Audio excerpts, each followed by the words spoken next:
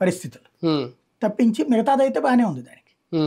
ఒక రకంగా ఒడిశా గురించో లేదంటే బిజు జనతా దళ్ తీసుకునే నిర్ణయాలు ఇలాంటి రేపొద్దున ఇంకా పునరావృతం అవుతాయి ఎన్డీఏ కూటమిలో వీళ్ళని చూసి బయటకు వచ్చే పార్టీలు నరేంద్ర మోడీకి ఇబ్బంది కలిగించే నిర్ణయాలు తెర వెనకైనా జరుగుతున్నాయి రాజకీయాలు.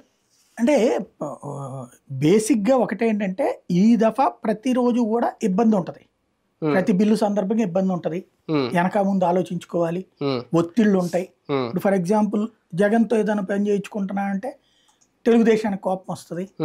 అలాగని చెప్పి ఇక్కడ వదిలిపెట్టేది ఏం లేదు ప్రాక్టికల్ గా. అంటే అక్కడ చూడాలి కదా పని.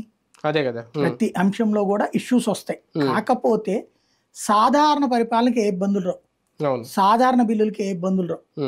వాళ్ళు పెట్టాలనుకున్న యూనిఫామ్ సివిల్ కోడ్కో ఎన్ఆర్సీ అమలు కంటే ఆల్రెడీ చట్టం చేసేసారు కాబట్టి అమలే, దాంట్లో ఇంకా కొత్తగా చేయక్కర్లేదు. రాజ్యసభలో కూడా ఆమోదం పొందేసింది. యూనిఫామ్ సివిల్ కోడ్ కొత్తగా తెద్దాం అనుకున్నారు. దాని లాంటప్పుడు జగన్ లాంటి వాళ్ళు కూడా ఎదురు తిరుగుతారు, ఎవరు మద్దతు. కాబట్టి అట్లాంటి ఈ 5 ఏళ్ళు పక్కన పెడతారేమో. ఐఎన్డీఏ బలం పెరుగుతుందనే సంకేతం ఎంతవరకు చూడొచ్చు? ఖచ్చితంగా ఇప్పుడు సుదీర్ఘ పరిపాలన చూసినప్పుడు ఆటోమేటిక్ గా అవతల ఉన్నటువంటి, అంటే ఎప్పుడు ఒక మోసగా ఉండదు కదా వ్యవస్థ అనేటువంటిది, కొంత తేడా ఉంటుంది.